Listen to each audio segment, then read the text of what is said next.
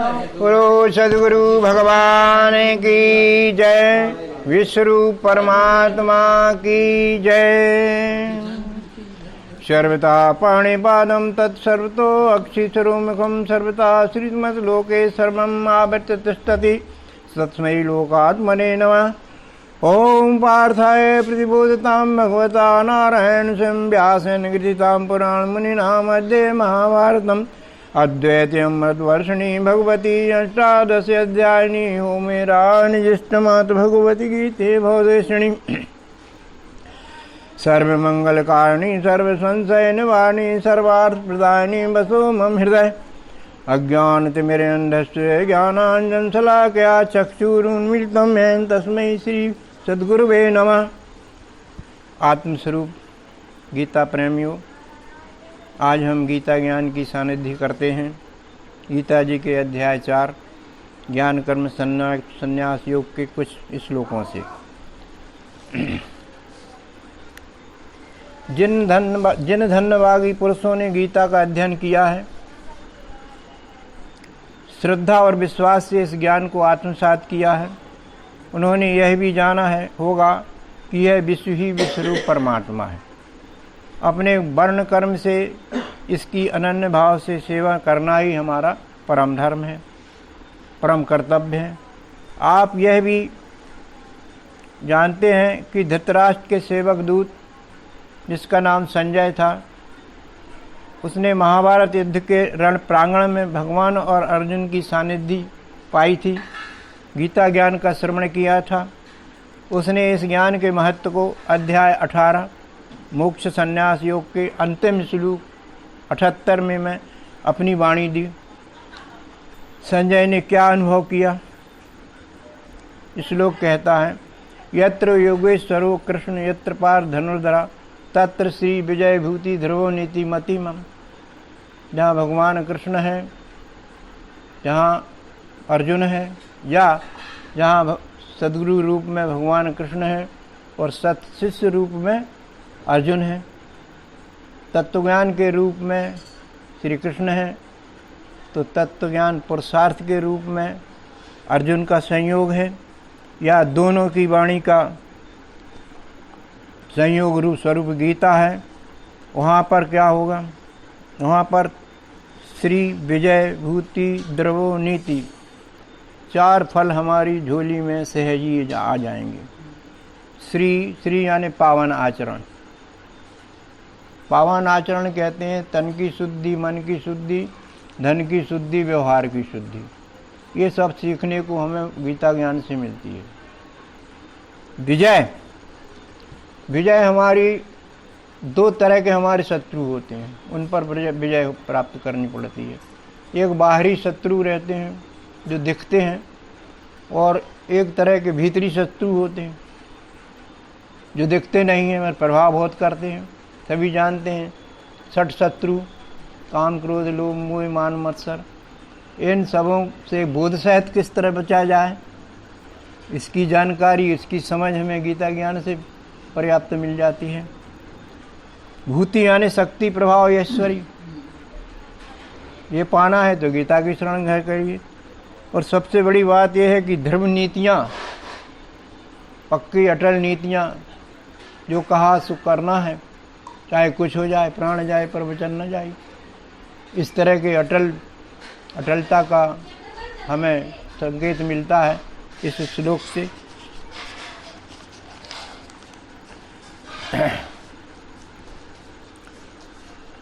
बात बिल्कुल सत्य है गीता जी की। नहीं मानते तो गीता जी संगति करके देख लो। बात महाभारत युद्धांत की है कि भीष्म पितामह सरसैया पर लेटे हुए हैं। उन्होंने पांडु कुमार युधिष्ठिर को बुलाया। उपदेश में उन्होंने कहा कि क्या कहा, यतः कृष्ण ततो धर्मः और यतो धर्म ततो जय। जहाँ पर कृष्ण है वहाँ तो धर्म रहेगा ही, और जहाँ धर्म है वहाँ पर जीत पक्की समझ लेना यार। तो धर्म की बात विशेष है हमने गीता का अध्ययन किया, पता चला कि मनुष्य का तत्व ज्ञान प्राप्त करना ही धर्म है, ये धारण करने योग्य कर्तव्य है। इसी धर्म पर चलकर श्री कृष्ण वाणी गीता जी का श्लोक हमें भीतर बाहर से विजय श्री दिलाने को तैयार है। बस उनकी वाणी को सुनने, समझने और आचरणी देने की भर जरूरत है। श्लोक कहता है, अध्याय 4 का 35वां श्लोक आज हम चर्चित करते हैं। श्लोक कहता है, यत् ज्ञात्वा न पुनः मोहम एवं यास्यसि पांडवा एन भूतानि अशेषेण द्रक्ष्यसि आत्मनि अथो मयि। सामान्य अर्थ ये है कि जिसको जान करके, हे अर्जुन, जिसको जान करके तू फिर से मोह में नहीं जाएगा, उस ज्ञान को तू पहले अपने में देखेगा, फिर अपने सहित इस विश्वरूप में देखेगा। अब इसको अपन विस्तार से समझते हैं। यहाँ पर यत सर्वनाम शब्द आया है, जिसका अर्थ होता है जिसको। क्वेश्चन उठता है किसको? उत्तर होता है कि जिसको जानकर अर्जुन का पारिवारिक मोह चला जाएगा और युद्ध अपने परिजनों के विरुद्ध करने को है कटिबद्ध हो जाएगा। हम जानते हैं कि अध्याय 1 में पारिवारिक मोह ने अर्जुन को ग्रसित कर रखा था। क्षत्रित्व वर्ण उसका शून्य होते जा रहा था।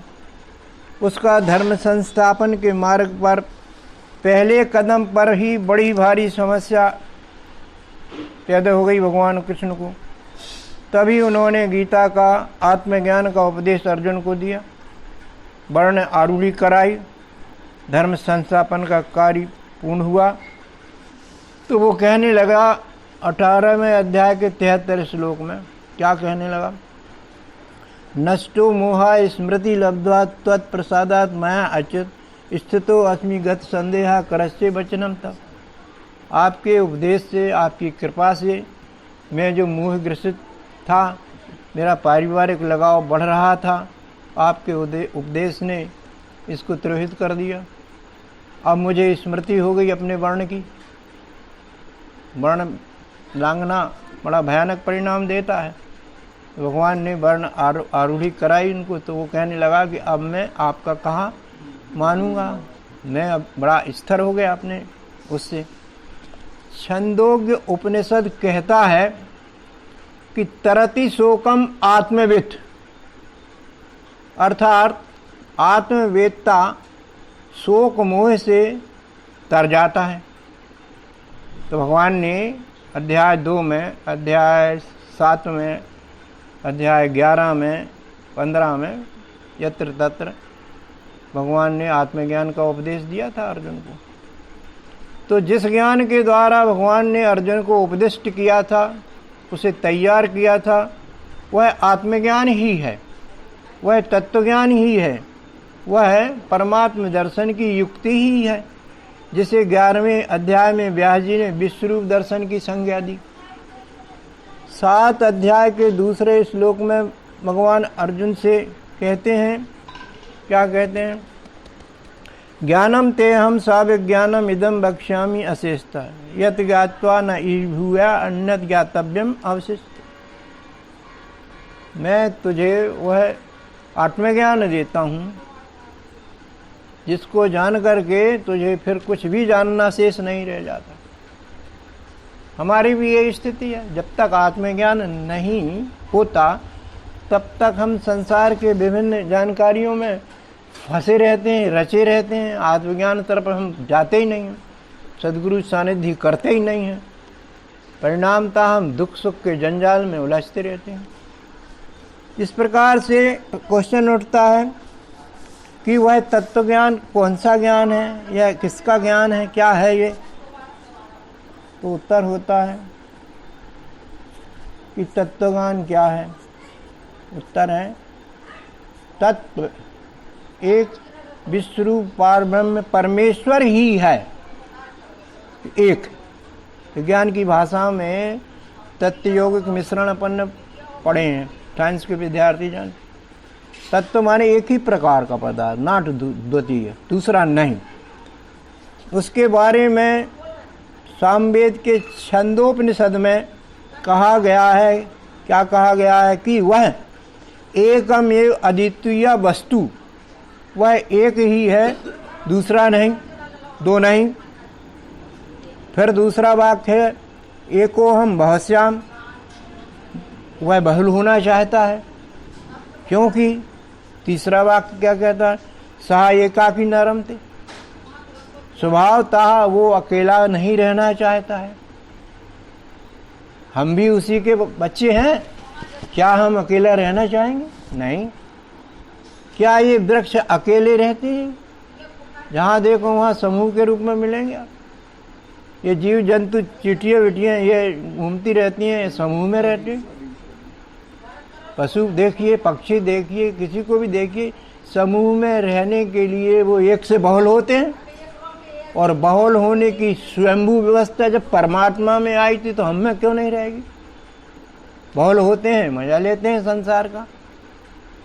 तो भगवान ने भी अपना वैभव देखने के लिए जो अपने से प्रकृति बनाई, प्रकृति में गर्भधान किया।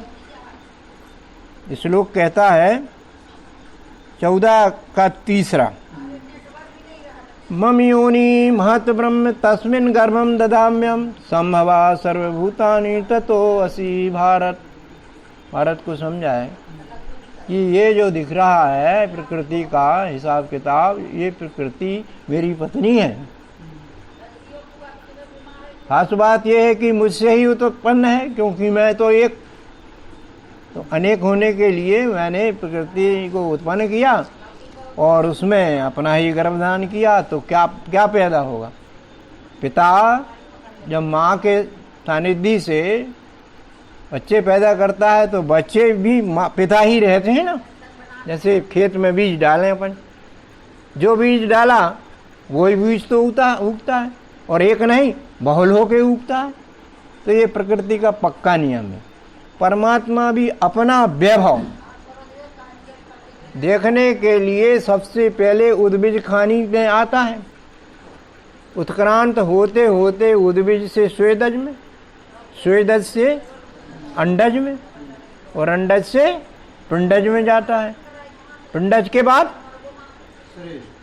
कुछ नहीं। माने परमात्मा ने अपना वैभव मनुष्यों को रचित करके पूर्ण देख लिया। इसके बाद तस्य कार्यम न विद्यते, वह मनुष्य परमात्मा स्वरूप हो जाए।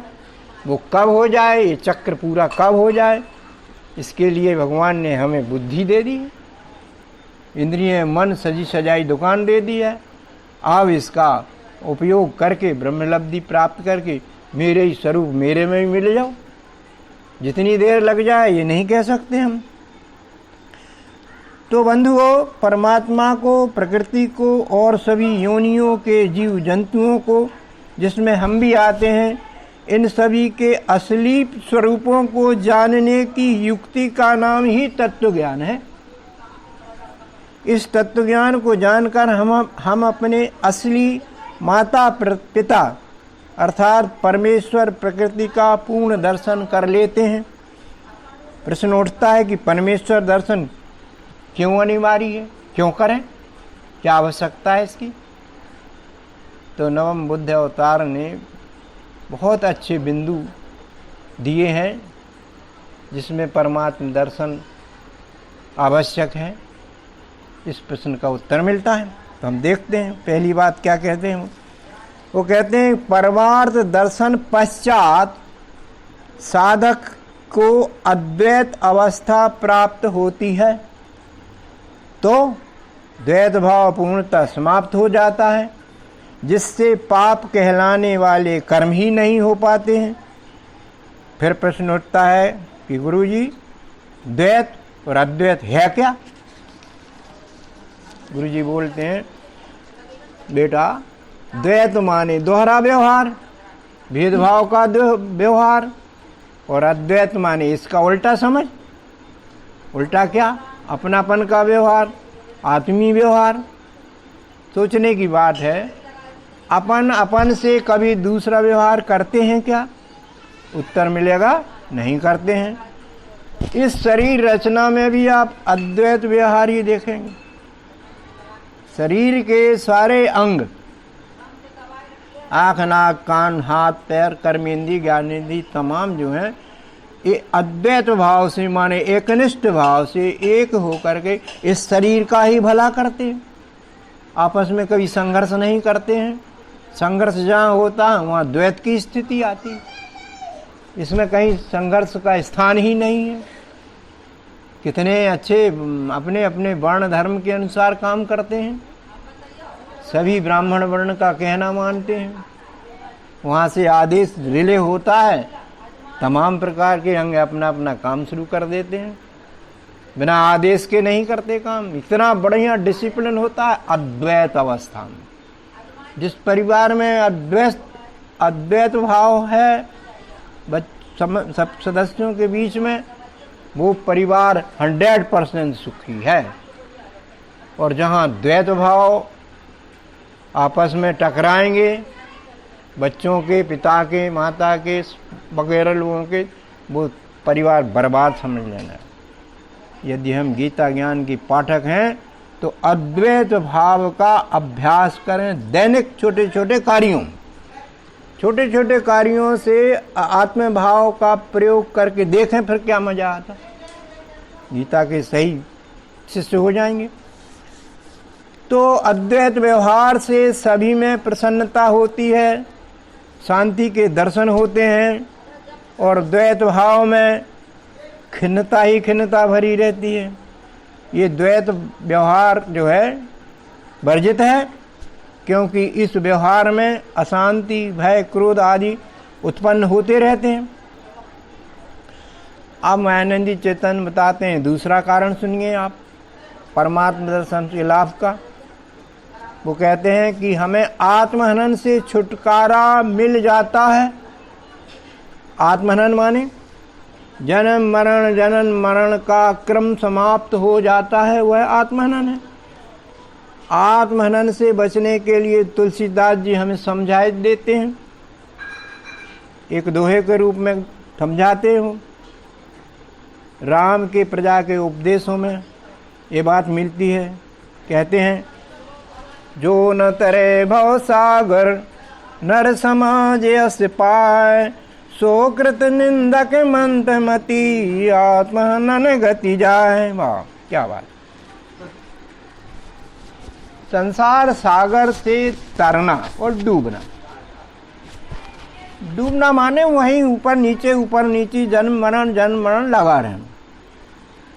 और तैरने की विद्या आ गई तो उसको पार हम कर सकते हैं। और तैरने की विद्या और तैरने के सारे साधन हमारे शरीर में स्वभाव ही लगे हुए हैं। तो ऐसे मनुष्य शरीर पाकर के, सारे सामान सत्संग वगैरह पाकर के हमने इसके तैरने के सूत्रों को नहीं जाना, तो तुलसीदास जी कहते हैं आप निंदनीय हैं, मतिमंद हैं, जो आत्महत्यारे बन रहे हैं। आत्महत्यारे का मतलब ये नहीं है कि शरीर की हत्या कर दी। आत्मा जन्म मरण करे तो ये भी उसका आत्महनन कहलाता है। उसके बाद भगवान मायानंद जी कहते हैं कि एक और परमार्थ दर्शन का रिजल्ट होता है कि हम कर्म अकर्म के रहस्य को अच्छी तरह जान जाते हैं। कौन से कर्म कर्तव्यनीय हैं और कौन से कर्म निषिद्ध हैं, इस बात का नीर क्षीर गीता के पाठकों को हो जाता है। अब हम यहाँ कर्म के मोटे मोटे 4 विभाग करते हैं। सकाम कर्म, निष्काम कर्म, निषिद्ध कर्म और वर्ण कर्म। सकाम कर्म हमारे शरीर के हित के लिए, परिवार के हित के लिए जो किए जाते हैं वो सकाम कर्म होते हैं। सकाम कर्म के फल बनते हैं, ये प्रारब्ध कर्म भी कहलाते हैं। दूसरे होते हैं निष्काम कर्म। कर्म तो है, लेकिन ये निस्वार्थ भाव से किए जाते हैं। काय के लिए किए जाते हैं? पुण्य फल प्राप्ति के लिए। फल तो मिलता है, लेकिन पुण्य फल प्राप्ति के लिए, औदार्य सुख के लिए निष्काम कर्म लोग करते हैं। तीसरे कुछ ऐसे कार्य होते हैं जो निषिद्ध होते हैं, जो वर्जनीक हैं समाज में, जिनसे नुकसान होता है, जो मनमाने होते हैं। जैसे कई देवी देवताएं कल्पित बना करके उनमें बलि चढ़ाना, हत्या करना, फिर उनका भोजन करना आदि, ये निषिद्ध हैं। ये तमोगुणी लोगों को आनंद देते हैं, मगर सभी लोगों को ये निषिद्ध माने जाते। और चौथे जो होते हैं वो वर्ण कर्म होते हैं। हम जानते हैं कि 3 गुण पक्के में प्रकृतिस्थ हमारे शरीर में है और सब वस्तुओं में, जड़ चेतन में, सब में मिलेंगे। तो 3 गुणों के 4 वर्ण बन जाते हैं, ब्राह्मण क्षत्रिय वैश्य शूद्र। जैसे हमारे शरीर में देखिए आप 4 वर्ण काम करते हैं। सबसे ऊपर ब्राह्मण है, उसके बाद भुजाएं के रूप में क्षत्रिय है, बलवान है। जिस शरीर का क्षत्रिय बलवान है, जिस समाज का क्षत्रिय बलवान है, वो समाज सुरक्षित है। जिस शरीर के हाथ मजबूत हैं, वो शरीर सुरक्षित है, तमाम प्रकार की सुविधाएं दे सकता है। जहाँ शरीर को कुछ हुआ, फट से क्षत्रिय जाएगा, हल कर देगा। भरण पोषण की भी जरूरत है इस शरीर को, तो हमारा उदर है, इस उदर में भोजन जाता है, तमाम रस मांस रस वगैरह शक्तिदायक ब्लड वगैरह बनता है और सब में संचारित होता है। बिना भेदभाव के पैर काम करते हैं, सब कोई बिना भेदभाव के करते हैं। ये वर्ण व्यवस्था हमारी समाज में भी मिलती है, जैसे शरीर में मिलती है वैसे समाज में भी मिलती है। वो एक दिन बताया था कि ब्राह्मण शिक्षा विभाग, जितने टीचर्स हैं शिक्षा विभाग संभालते, क्षत्रिय पुलिस विभाग, न्याय विभाग, रक्षा मंत्रालय से, और वैश्य कृषि व्यापार, और शूद्र श्रम विभाग। तो ये सारे अपने अपने वर्ण पर चलते हैं। तो कैसे चलते हैं? ये कर्तव्य भाव से चलें, अनासक्त भाव से चलें, तो निश्चित रूप से ये वर्ण हमको उत्क्रांति की ओर ले जाने में समर्थ हैं। ऐसे वर्ण कर्म करने से, ये श्रेष्ठ है सबसे, करने से हमारा कर्ता भाव शून्य हो जाता है। जब कर्ता भाव शून्य हो जाता है तो कर्म फल भी शून्य हो जाते हैं, मुक्ति की ओर पहुंचाने में सफल हो जाते हैं। जीव भाव ब्रह्म भाव हो जाता है, तो परिणामतः जीव का शरीर लेना ही बंद हो जाता है। इसलिए हमारा परम दर्शन करना परमात्मा का परम कर्तव्य है, अवश्य ही हमें कर लेना चाहिए। अब प्रश्न उठता है कि कैसे कर लेना चाहिए, हम तो कुछ जानते ही नहीं। तो गुरु कहते हैं परमार्थ दर्शन बेटा अकेले तुम नहीं कर सकते, अपने से तो नहीं हो सकता, इसके लिए तुम्हें सद्गुरु से उपदेश लेना पड़ेगा। सद्गुरु कौन? श्लोक बताता है, सद्गुरु को परिभाषित करता है श्लोक। क्लेश अंधकार नाशाय मुमुक्षुणाम विमुक्त्वे तत्व दर्शन प्रदानाय समर्था तत्वदर्शिना। क्लेश माने दुख तकलीफ है, अंधकार में परेशानी रहती ना, ऐसे क्लेश भी अंधकार में पटकते हैं। हमारे 4 प्रकार के क्लेश जीवन में सताते हैं हमको। पहला अविद्या, अज्ञान तो क्लेश है ही। राग करना, आसक्ति भाव से रहना, द्वेष करना, घृणा ईर्ष्या वगैरह, अस्मिता अहंकार सबसे बड़ा क्लेश, और अभिनिवेश यानी मृत्यु का भय भी सताता, कहें चाहे ना कहें। आएगी तब देखे जाएंगे, वैज्ञानिक कहता है आएगी तब देखे जाएंगे, अभी तो अपना आनंद करें, क्यों परेशान हो। और अज्ञानी कहता है कि अरे अब क्या बताएं, बहुत बहुत परेशानी आने वाली है। तो ये चारों जो क्लेश हैं, ये गुरुजी सद्गुरु जो हैं इन क्लेशों को उदासीन कर देते हैं, इनसे उदासीन कर देते हैं, इनको महत्व नहीं देते हैं। अन्य दूसरा श्लोक सद्गुरु को परिभाषित करता है कि जो हमारे गुरुजी हैं सद्गुरु, वो क्या करते हैं, सर्व संदेह संदोहो निर्मूलनम विचक्षुणा जन्म मृत्यु भयगनो यह सा परमो गुरु। सब प्रकार के संदेह माने सब प्रकार की शंकाएं, संदेह हो, सब प्रकार के भ्रम, ये दूर करते हैं। कैसे? जड़ से दूर करते हैं विज्ञान नेत्र दे करके।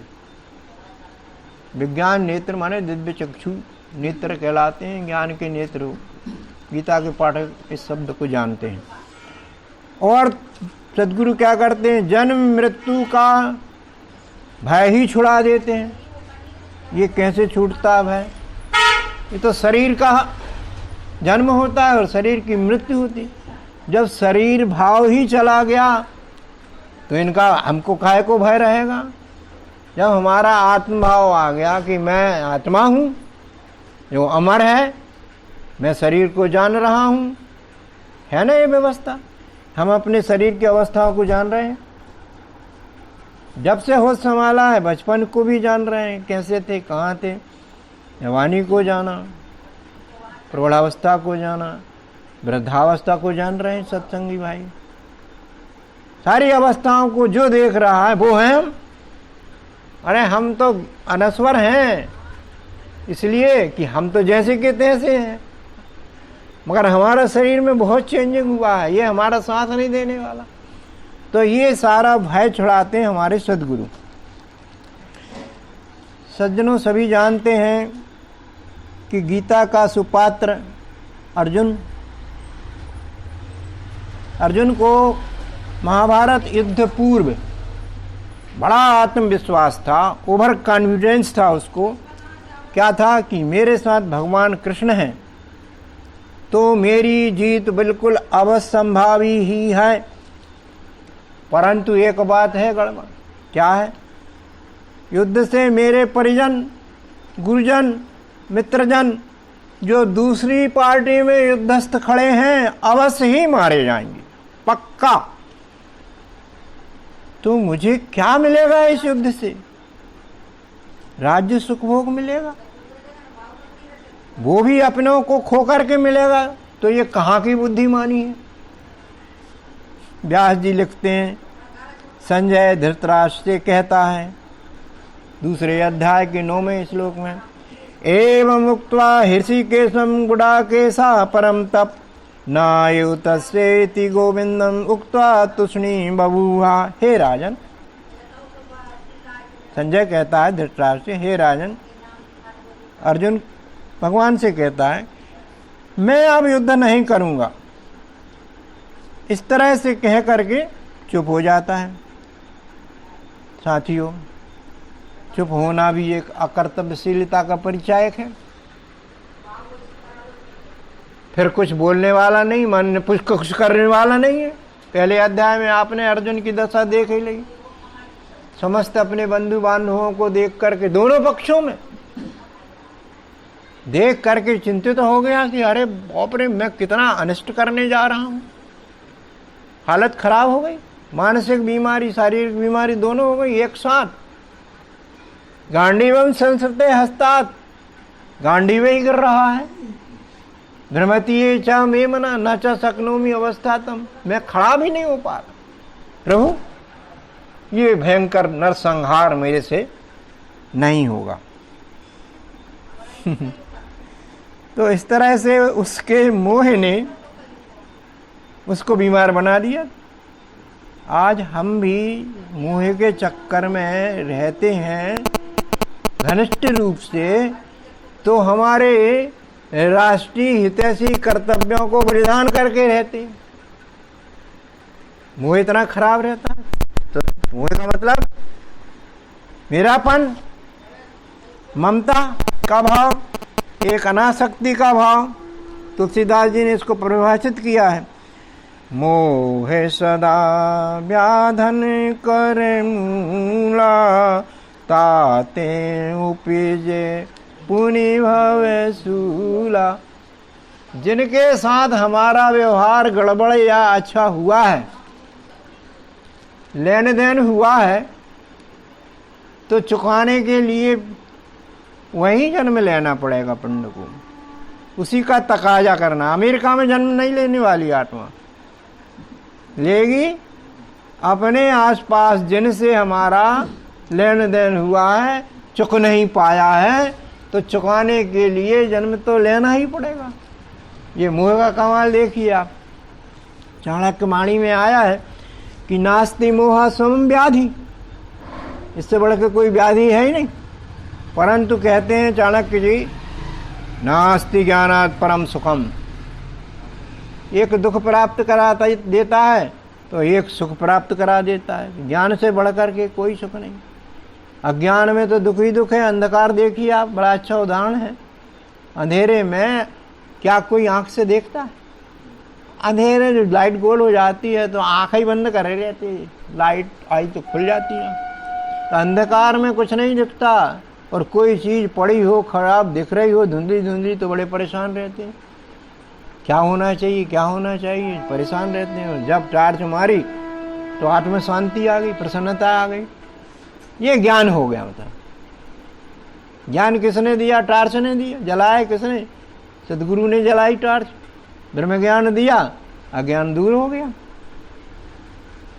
तो इस मोह रूपी व्याधि से छुटकारा यदि पाना है, परम सुख का लाभ हमें नहीं लेना है, तो ज्ञान विज्ञान विद्या की शरण में ही जाना होगा। दूजा कोई उपाय नहीं। ना अन्ना पंथे विद्यते आयनाय। चर्चित श्लोक है, यत ज्ञात्वा न पुनः मोहम एवं यास्यसि पांडवा, एन भूतानि अशेषेण दक्षसि आत्मनि यथोमय। इस श्लोक की प्रथम लाइन पर हमने काफ़ी विशद चर्चा कर ली। अब दूसरी लाइन पर संक्षेप में दृष्टि डालते हैं। एन भूतानि अशेषेण दक्षसि आत्मनि अथोमय। सामान्य अर्थ होता है कि पहले वह परमात्मा को अपने में देखता है, फिर अपने सहित विश्वरूप में देखता है। इस ज्ञान की ये पकड़ है। एन माने ज्ञान विज्ञान विद्या, तत्व ज्ञान तत्व दर्शन की कला। एक बार जैसे तत्व दर्शन हो गया तो सदा के लिए बना रहता है, स्थायी। जैसे पृथ्वी पर दिन के बाद रात, रात के बाद दिन होते हैं, परंतु सूर्य में रात कभी नहीं होती। ऐसे ही तत्व ज्ञान रूपी सूर्य में मोह रूपी अंधकार का प्रवेश कभी हुआ ही नहीं, हो सकता भी नहीं, क्योंकि मोह की सत्ता जड़ दृष्टि में ही होती है, आत्मज्ञान में नहीं होती है। तो आत्मज्ञानी परमात्मा को सर्वरूप देखता है, आत्मरूप देखता है। प्रमाण ईश आवास उपनिषद में अपन देख सकते हैं। क्या कहते हैं? ईश आवास्यम इदम सर्वम यत्किंचित जगत्याम जगत। इस संसार में जितनी भी उत्पत्तियां हुई हैं, जड़ चेतन तमाम खानियां हुई हैं, ये सभी में ईश्वर का आवास है। उसी ईश्वर को देखना हमारा लक्ष्य है, जिसको हम दिव्य दृष्टि से देख सकते हैं, तत्व दर्शन की दृष्टि से देख सकते हैं। और तत्व दर्शन की युक्ति से जो ईश्वर दर्शन किया जाता है, उस दृष्टि का नाम दिव्य दृष्टि है। वेदांत का मंत्र कहता है, दृष्टि ज्ञानमयी कृत्वा पश्येत ब्रह्ममयम जगत, सा दृष्टि परमोदारा नानासाग्र अवलोकनी। दिव्य दृष्टि से ही दिव्य दर्शन होते हैं। दर्शन होते ही यह जगत ब्रह्म स्वरूप दिखने लगता है। ये दृष्टि परम उदार करने वाली, परम कल्याण करने वाली दृष्टि है। नासाग्र अवलोकनी नहीं, नाक के आगे देखने वाली नहीं। या वह दृष्टि दिव्य दृष्टि है जो तत्व दर्शन दृष्टि, जिसे हम कह सकते हैं, जो जिससे परमात्मा का साक्षात्कार हो जाता है। अब श्लोक की दूसरी लाइन, एन भूतानि असस्येण दक्षसी आत्मनि अथो मयि पर विचार करते हैं। तत्वदर्शी साधक तत्वदर्शन कुछ इस प्रकार स्टेप लेते हुए करता है। पहला स्टेप वो लेता है, वो समझता है ईश्वर अंश जीव अविनाशी, ईश्वर का अंश मेरे अंदर है, माने अपने में परमात्मा को देखता है। प्रमाण श्री कृष्ण जी भी दे देते हैं। 10वें अध्याय के 20वें श्लोक से क्या कहते हैं, अहम आत्मा गुणा के सर्वभूता स स्थिता, मैं ही सभी भूतों के माने प्राणियों के हृदय में आत्मा रूप से स्थित हूँ। तो मुमुक्षु जो है दूसरा स्टेप ले लेता, क्या करता है, फिर वो कहता अयम आत्मा ब्रह्म, अर्थात ये मेरी आत्मा ही ब्रह्म है। ठीक है भाई, स्टेप नंबर 3 पर पहुंचता है। कब? जब वह अपने को सबको विश्व रूप में देखने लगता है, सदगुरु के द्वारा परमात्मा प्रत्यक्षीकरण पश्चात सर्व अखलम इदम ब्रह्म की अनुभूति करने लगता है। सर्व अखलम इदम ब्रह्म, मैं सहित संपूर्ण ये दिखने वाला जड़ चराचर वाला सब ब्रह्म ही है। इस भाव को मानंदी चैतन्य क्या कहा उन्होंने कि मैं ही संपूर्ण विश्व हूँ, ये कहा उन्होंने, मैं ही संपूर्ण विश्व हूँ। आप भगवान कृष्ण ने तो ये बताया है कि ये ब्रह्म ही संपूर्ण विश्व है। मानंद जी ने और गहराई में बात पहुंचा दी, कहा मैं ही संपूर्ण विश्व हूँ। ये तो और बड़ी गहरी बात हो गई। जब मैं ही संपूर्ण विश्व हूँ तो कोई दूसरा बचा कौन। इस भाव को श्री कृष्ण जी ने 7वें अध्याय के 7वें श्लोक में व्यक्त कर दिया है।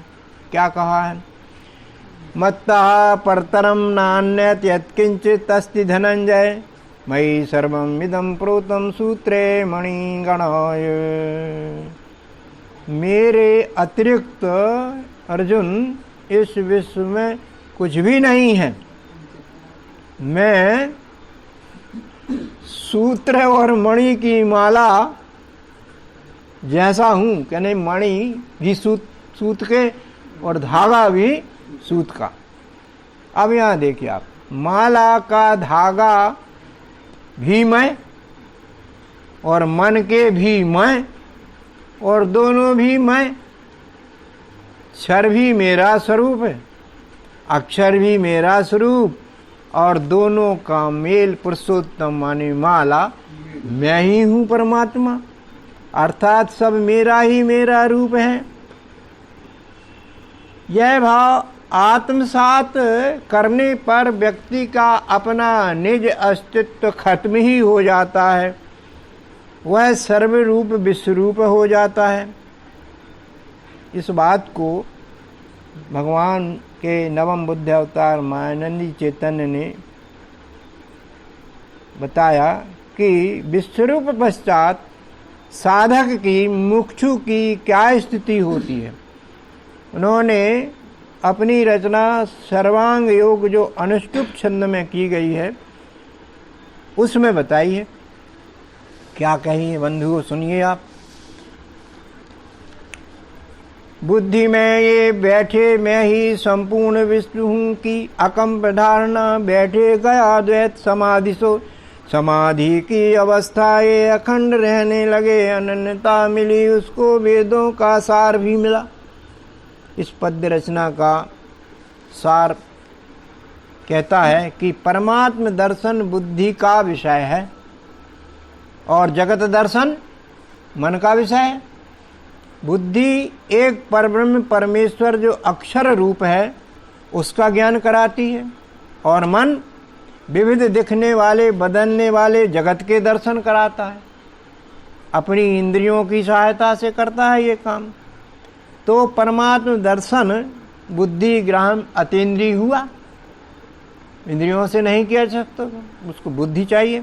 अर्थात प्रयोग दर्शन पश्चात जब बुद्धि में ये बैठे कि मेरा निज स्वरूप और परमात्मा का विश्व रूप दोनों एक है, पिंड से ब्रह्मांड की रचना एक सी है, यह बात अकंप रूप से बुद्धि में बैठ जाए, स्थायी बैठ जाए, तो इस जगत के साथ की जाने वाली द्वैताचरण ही बंद हो जाती है। तो सब मेरा ही रूप समझा जाता है। यही समाधि की अवस्था है। अखंड समाधि माने अनन्य भक्ति पैदा कर देती है, और अनन्य भक्ति माने विश्वरूप की सेवा अपने वर्ण कर्म से होना ही अनन्य भक्ति है। जो भक्ति क्या करती है, हमें मुक्तात्मा की स्थिति में पहुंचा देती है, जिससे हमारा मनुष्य जीवन परम धन्य बन जाता है। अंत में मंगल भाव से मैं कहता हूं कि आप सभी श्रद्धा से, तत्परता से और इंद्रिय संयमित करते हुए किसी तत्वदर्शी सद्गुरु की शरण में जाएं, उनकी शरणागति प्राप्त करें और आत्मलाभ प्राप्त करके इस मृत्यु लोक से सदा के लिए मुक्ति पाएं। इसी मंगल भाव के साथ मैं आज का संवाद यहीं समाप्त करता हूँ। बोलो सद्गुरु भगवान की जय, विश्वरूप परमात्मा की जय, सनातन धर्म की जय। ओम शांति शांति शांति।